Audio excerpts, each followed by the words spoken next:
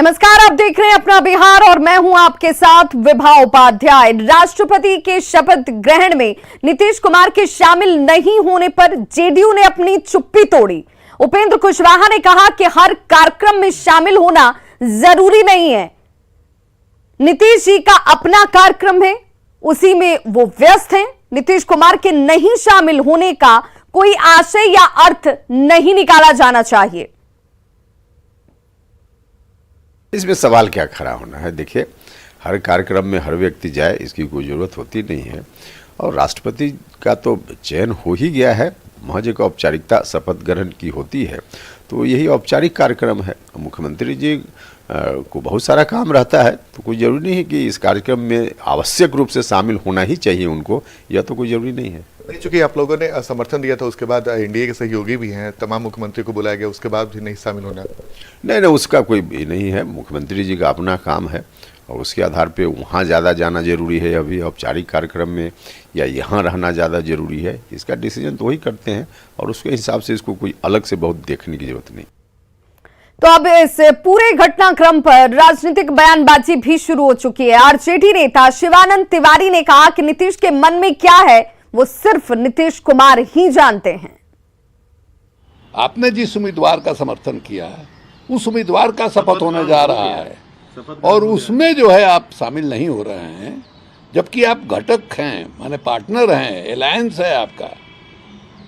अब इससे क्या मैसेज देना चाहते हैं नीतीश कुमार, ये हमारे समझ के बाहर है। अब आगे के बारे में वो क्या सोच रहे हैं ये समझ के बाहर है और हमको लगता है कि कोई उनकी स्ट्रेटजी होगी जिस स्ट्रेटजी के तहत वो वहाँ नहीं जा रहे हैं। लेकिन कोई किसी के कुछ समझ में नहीं आ रहा है कि इससे क्या हासिल होगा। आप नहीं जा रहे हैं तो सिवाय इसके कि आपके गठबंधन में कटुता बढ़ेगी और कुछ तो हासिल होने वाला है नहीं। तो कहते हैं कि सबका कॉकटेल बना दीजिए, उससे भी 20 पड़ते हैं। तो इसलिए नीतीश जी क्या माने चाह रहे हैं, लक्ष्य उनका क्या है, निशाना उनका क्या है, ये तो वही जाने भाई। उपेंद्र कुशवाहा ने संजय जायसवाल पर हमला बोलते हुए कहा कि राजनीति से प्रेरित आतंकवाद पर सीधे तौर पर उन्होंने हमला किया। संजय जायसवाल का बयान राजनीति से प्रेरित है, राजनीतिक है। उपेंद्र कुशवाहा की तरफ से यह बड़ा बयान दिया गया जिसमें संजय जायसवाल की तरफ से दिए गए बयान पर उपेंद्र कुशवाहा ने नाराजगी भी जाहिर की, आपत्ति भी व्यक्त की। आतंकवाद पर संजय जायसवाल ने यह बयान दिया था जिसे लेकर उपेंद्र कुशवाहा की तरफ से सीधे तौर पर कटाक्ष किया गया। जहां जो जानकारी मिली है, मिल रही है, उसके आधार पे प्रशासन मुस्तैदी से काम कर रहा है। अब संजय जायसवाल जी जिस तरह से बोल रहे हैं, उनको अगर कुछ विशेष जानकारी है तो बयान देने के बजाय उनको शेयर करना चाहिए संबंधित अधिकारियों से या फिर मुख्यमंत्री जी से मिलकर शेयर करें। लेकिन इस तरह से बयान सिर्फ राजनीतिक मुद्दा बनाने के लिए बयान देना, तो फिर कहीं ना कहीं यह भी उसका आशय निकल सकता है कि कोई ऐसी बात है जिसको वो छुपा रहे हैं, जान रहे हैं तो बता नहीं रहे हैं। नहीं बता रहे हैं तो बताना चाहिए। लेकिन अब उनके बयान का मुझको नहीं लगता है कि कोई प्रशासनिक अर्थ है। हाँ, राजनीतिक बयान भले वो दे रहे हो, प्रशासन के लोग पूरी मुस्तैदी से काम कर रहे हैं। तो आतंकवाद को लेकर संजय जायसवाल ने बयान दिया था और उसी बयान पर उपेंद्र कुशवाहा ने अपनी नाराजगी जाहिर कर दी। उन्होंने सीधे तौर पर कहा कि अगर आपके पास साक्ष्य, कोई जानकारी है तो आपको मुख्यमंत्री तक या फिर जांच एजेंसियों तक मुहैया करानी चाहिए, ना कि इस पर राजनीतिक बयानबाजी करनी चाहिए। उपेंद्र कुशवाहा के इस आरोप पर बीजेपी ने कहा कि संजय जायसवाल बिना तथ्य के नहीं बोलते हैं। डॉक्टर संजय जायसवाल जी सिलेक्टेड नहीं है, इलेक्टेड 4 बार के सांसद हैं और विश्व की सबसे बड़ी पार्टी का बिहार का प्रमुख है। वो जो भी बातें रखते हैं, जो जांच एजेंसियों से बातें छन करके आई है, उसी बात को वो आगे बढ़ करके सामने रखे हैं। तो जरा सुनिए कि आतंकी गतिविधियों पर संजय जायसवाल ने क्या कहा था और इस बयान के साथ उन्होंने सीधे तौर पर बिहार सरकार के ऊपर सवाल खड़े किए थे। उन्होंने कहा कि बिहार में आतंकी इसे सेफ जोन के तौर पर इस्तेमाल कर रहे हैं और कहीं ना कहीं बिहार की व्यवस्था पर प्रश्न खड़ा किया गया था, जिसे लेकर क्या कुछ कहा था संजय जायसवाल ने, जरा वो भी सुनिए। जिले में जो इनका टेरर मॉड्यूल बन गया, उन सभी टेरर मॉड्यूल्स को तोड़ा जाएगा। 2016 से लेकर 22 तक में जितने लोगों ने भी ट्रेनिंग प्राप्त किया, उन सभी का मॉड्यूल तोड़ करके, और ये जो एक अंतर्राष्ट्रीय साजिश रची जा रही है भारत को बर्बाद करने की, इसको पूरे तौर पे तोड़ दिया जाएगा। है जितने भी आतंकवादी घटनाएं हो रही हैं, इसका मतलब है कि बिहार में स्लीपर सेल्स अच्छी संख्या में मौजूद हैं और इस स्लीपर सेल को निश्चित तौर पे प्रशासन ब्रेक करेगा। और बड़ी खबर इस वक्त बेगूसराय से आ रही है, जहां गंगा नदी में 2 युवक डूब गए। नदी में स्नान करने के दौरान यह हादसा हुआ, जहां 2 युवक डूबे हैं। युवकों की खोज में गोताखोर हालांकि जुट गए हैं। मटिहानी गंगा घाट पर यह हादसा हुआ है, जहां पर स्नान करने के दौरान 2 युवक डूब गए और अब गोताखोरों की मदद से इन युवकों की छानबीन और खोजबीन की जा रही है। मटिहानी गंगा घाट पर यह हादसा हुआ है।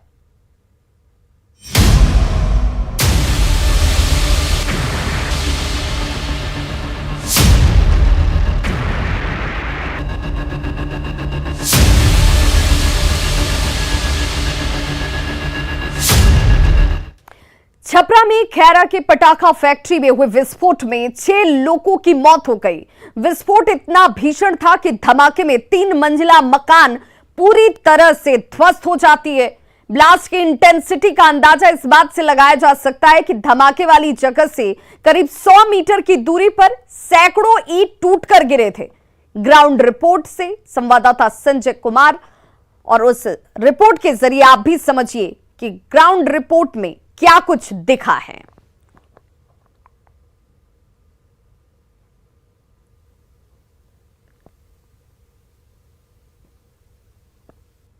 सारण के खोदाई बाग में पटाखा बनाने के दौरान एक मकान में ब्लास्ट होता है और उसकी इंटेंसिटी देखिए।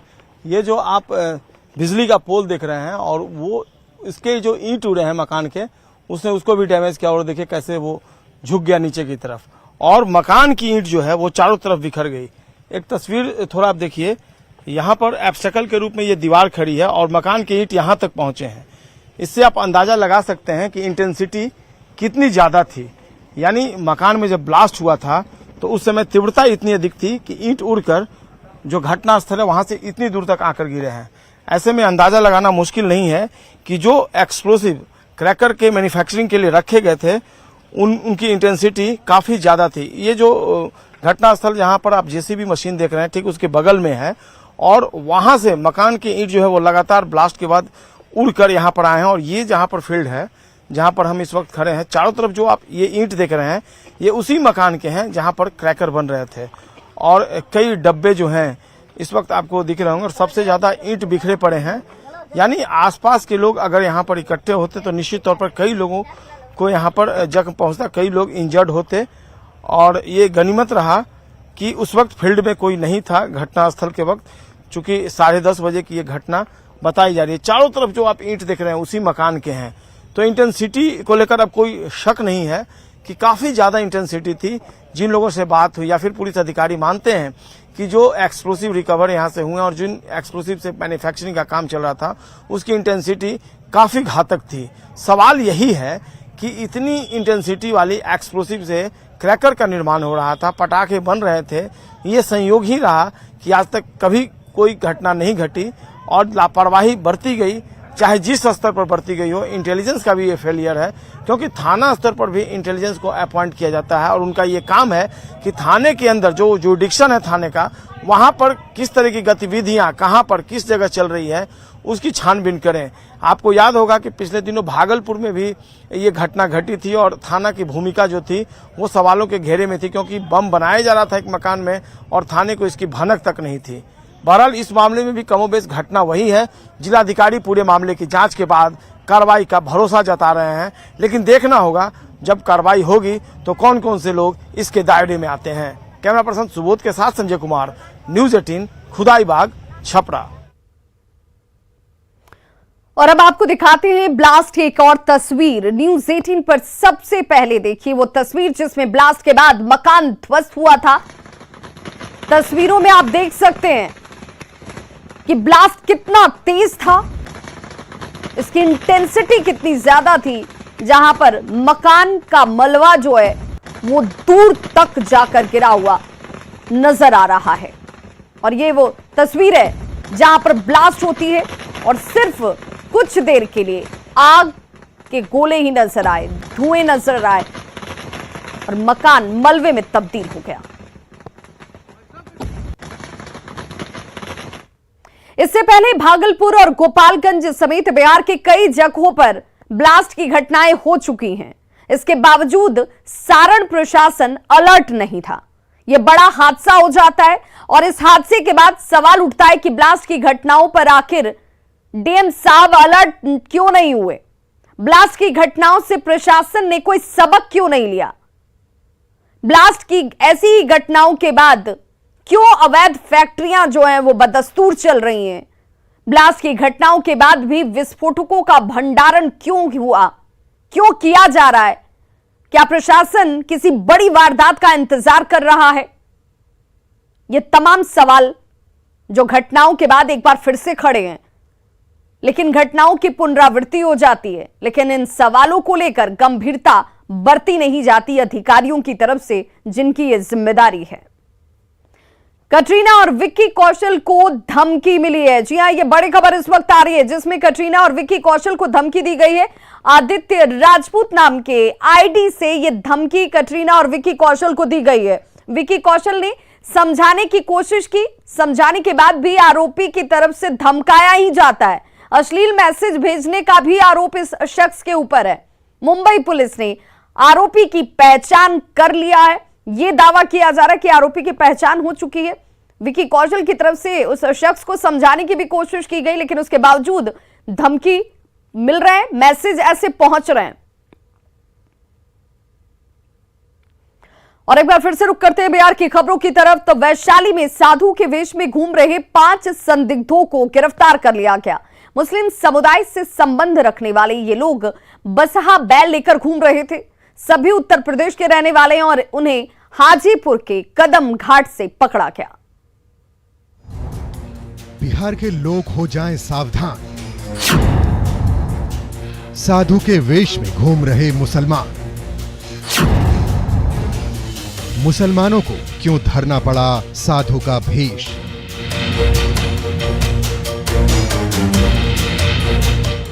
शरीर पर गेरुआ, माथे पर गेरुआ का गमछा और साथ में नंदी बैल। इन 5 लोगों को देखकर कोई भी यह कहेगा कि ये हिंदू धर्म में विश्वास रखने वाले साधु सन्यासी होंगे, लेकिन आपका ऐसा सोचना आपको मुसीबत में डाल सकता है, क्योंकि ये साधु नहीं बल्कि साधु का भेष धारण कर घूम रहे हैं। मुसलमान युवक हैं। नाम क्या क्या है आप खुद सुन लीजिए। नाम बताओ, जोर से बोल। क्या कर रहे? अपना नाम बताइए आप। नाम बताओ, अपना ओरिजिनल नाम बताओ। आप बताइए। करीम अहमद, बाप नाम सबूर मोहम्मद। हसन, बाप नाम असगर। तो नाम क्या? हलीम अहमद, बाप नाम सबूर मोहम्मद। क्या कर रहे हैं? हलीम अहमद, बाप नाम सबूर मोहम्मद। इन बहरूपियों की खबर कहीं से बजरंग दल के लोगों को लग गई, जिसके बाद बजरंग दल के कार्यकर्ताओं ने हाजीपुर के कदम घाट पर इन 5 संदिग्धों से पूछताछ शुरू की। बजरंग दल वालों का आरोप है कि ये रोहिंग्या मुसलमान हैं। सभी लोगों को मैंने जांच पड़ताल किया और सभी बारी बारी से मुस्लिम निकले। हमने पूछा इनसे कि आप हिंदू वेश में सावन के पावन महीने में नंदी महाराज को लेकर के आखिर किस षड्यंत्र के तहत वैशाली जिला में आए हैं? तो ये लोग आनाकानी करने लगे। ये ज्यादातर ये बांग्लादेशी मुसलमान है, रोहिंग्या है। पुलिस ने पूछताछ शुरू की तो पता चला कि ये 5 उत्तर प्रदेश के रहने वाले हैं और ऐसे कई गुट हाजीपुर में घूम रहे हैं। 5 मोबाइल है और 2 आधार कार्ड। आधार कार्ड कहाँ का है? आधार कार्ड वही का है जो बोले आपको आधा बात सुनते हैं। चित्रगुप्त आधार कार्ड वही का जहाँ के निवास है वही का आधार कार्ड है दोनों का। अभी हमारा बार आदेश हुआ जो थाना पर सबके लेते आइए, वही थाना पर देखे यहीं पर। फिलहाल पुलिस साधु के वेश में घूम रहे इन बहरूपियों से पूछताछ कर रही है, लेकिन सवाल है कि ये कोई गहरी साजिश का हिस्सा है। क्या बिहार को दहलाने की कोई हो रही है साजिश? क्या इनका कोई आतंकी कनेक्शन भी है? न्यूज 18 के लिए हाजीपुर से प्रफुल्ल की रिपोर्ट। तो वैशाली में साधु के वेश में संदिग्धों की गिरफ्तारी का मामला अब तूल पकड़ता जा रहा है। बीजेपी ने जहां इस पर कार्रवाई की मांग की है, वहीं आरजेडी को इसमें कुछ भी आपत्तिजनक नहीं लगता। दूसरे धर्म के प्रति और उनको अपमानित करने का काम किया जा रहा है। अब कोई दूसरे धर्म का व्यक्ति दूसरे धर्म को जोड़ कर करके अगर उसका कोई लाभ उठा रहा है तो मुझे लगता है कि ऐसे लोगों पर सख्त कार्रवाई होना चाहिए। तुष्टीकरण की राजनीति के तहत इस प्रकार का काम हो रहा है। हम एक दूसरे के धर्म का सम्मान करते हैं। कई ऐसे मौकों पर देखा गया है जब हिंदुओं के पर्व त्योहार में मुसलमान भाइयों के द्वारा कार्य किए जाते रहे हैं, और हर चीज़ को धर्म के चश्मे से बीजेपी को नहीं देखना चाहिए। और बार बार ऐसे ही मुद्दों को लेकर के बीजेपी आतंकवाद का राग अलापती है। इसलिए हम एक दूसरे के धर्मों का सम्मान करते हैं। तो उधर मुंगेर में संदिग्ध हालत में घूमते हुए 3 लोगों को हिरासत में लिया गया है। ये लोग साधु के वेश में गांव में घूम रहे थे। बसहा बैल के साथ घूमकर भीख मांगा जा रहा था। हालांकि ये मुस्लिम समुदाय के लोग हैं। हवेली खड़गपुर के रानी सागर में इन्हें हिरासत में लिया गया। कुछ देर पहले न्यूज में देखे थे, जमालपुर के एक न्यूज में जो 6 बसहा के साथ 6 मुसलमान कम्युनिटी से थे और पकड़ाए भी गए, 6 संगठित पकड़ाए गए। तो वह देखकर हमको भी यहाँ पे शक हुआ कि ये भी उसी कम्युनिटी तो नहीं है। तो हम लोग यहाँ पे ग्रामीण का सहयोग लेके ये 3 लोगों को अभी ग्रामीण का सहयोग से पकड़ा और पुलिस इनको पकड़ के अभी ले गई है। इनके पास कोई भी परिचय पत्र प्रमाण पत्र नहीं है। ग्रामीण के द्वारा मांगा गया, यहाँ पे अभी तक कोई परिचय प्रमाण पत्र नहीं दिया गया है। और बड़ी खबर जहानाबाद से आ रही है, जहां पर पत्नी पर पति की हत्या का आरोप लगा है। पीट पीट कर पति की हत्या की गई है। लाठी और डंडों से पीट पीट कर मारा गया है। आरोपी पत्नी को हालांकि पुलिस ने गिरफ्तार कर लिया है। घोसी थाना क्षेत्र के कुर्रे टांड की यह घटना बताई जा रही है। कटिहार में गुंडा बैंक की गुंडागर्दी से लोग परेशान हैं। एक बार कर्ज लेने के बाद लोग कर्ज की दलदल में ऐसे फंस जाते हैं कि उससे उनका बाहर निकलना नामुमकिन हो जाता है। पैसा देने वाले महाजनों को स्थानीय लोग गुंडा बैंक कहते हैं। हर महीने 5 से 15% तक ब्याज लिया जाता है इनकी तरफ से, और ब्याज नहीं चुकाने की स्थिति में धमकी दी जाती है। कर्ज के बोझ से दबे लोग आत्महत्या तक को मजबूर हो जा रहे हैं।